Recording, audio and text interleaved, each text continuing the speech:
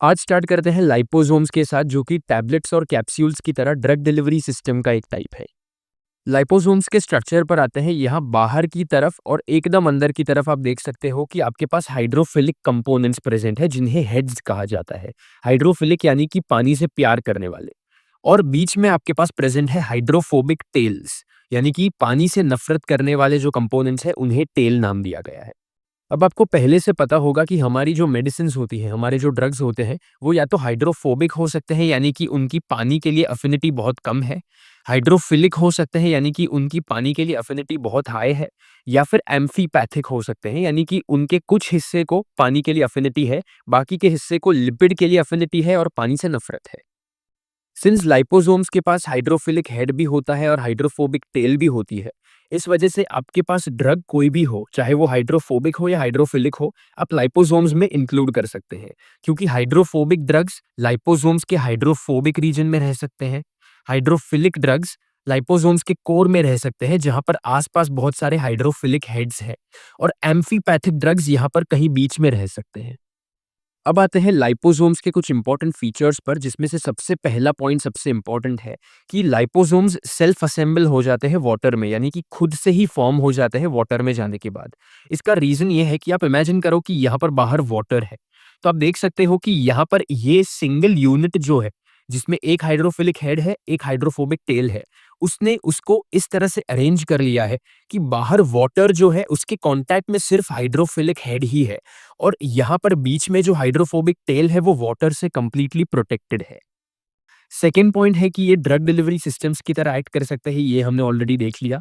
इसके अलावा इनका एक बड़ा डिसएडवांटेज ये है कि अगर ये लाइपोसोम्स को ऐसे ही आपकी बॉडी में एडमिनिस्टर किया गया, तो इनका क्लियरेंस काफ़ी जल्दी हो जाता है बॉडी में से।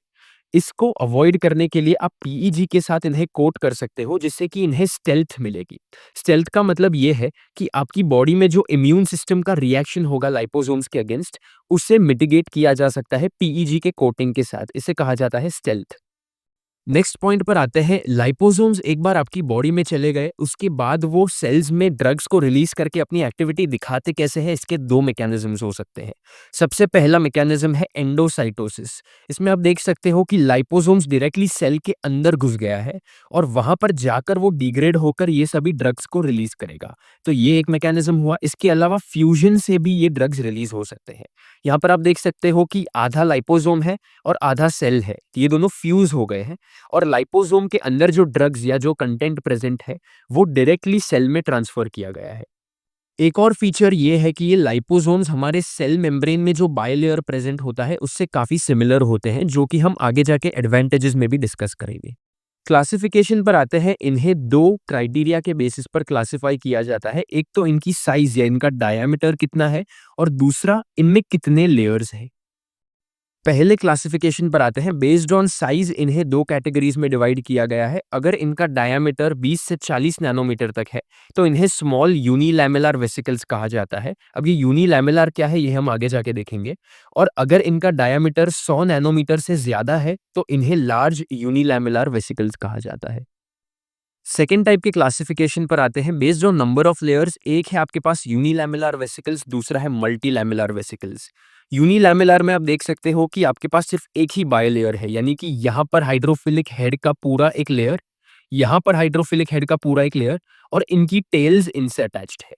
ये है एक बायलेयर, तो इसे यूनिलैमेलर कहा जाता है। अगर आप मल्टी लैमेलर की बात करो, तो यहाँ पर आप देख सकते हो कि एक लेयर आपके पास यहाँ पर हो गया, एक बायलेयर। इसके अलावा अंदर की तरफ आप देख सकते हो और भी बायलेयर्स प्रेजेंट है। तो अगर ऐसे दो से ज्यादा बायलेयर्स प्रेजेंट है, तो इन्हें मल्टी लैमेलर कहा जाता है। एडवांटेजेस देखते हैं। सबसे पहले तो ये बायोकम्पैटिबल और बायोडिग्रेडेबल है। मैंने जैसे आपको पहले कहा कि लाइपोसोम्स का स्ट्रक्चर आपके सेल मेम्ब्रेन के फॉस्फोलिपिड बाइलेयर स्ट्रक्चर से काफी सिमिलर है। इसके अलावा ये ड्रग को प्रोटेक्ट कर सकते हैं, क्योंकि ये ड्रग इसमें कंप्लीटली इंक्लूड हो जाता है।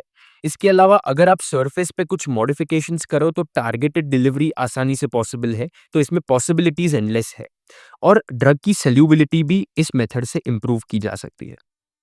लाइपोसोम्स के डिसएडवांटेजेस पर आते हैं। एक तो इनकी स्टेबिलिटी काफ़ी डाइसी है क्योंकि ये ऑक्सीडेशन से काफ़ी प्रोन होते हैं। इसके अलावा इनका प्रोडक्शन कॉस्ट काफ़ी हाई है, सो एक्सपेंसिव हो जाते हैं। इसके अलावा अगर इन्हें पीईजी से कोट ना किया गया तो इनका क्लीयरेंस आपकी बॉडी में से काफ़ी जल्दी हो जाता है। ये पॉइंट मैंने पहले भी डिस्कस किया।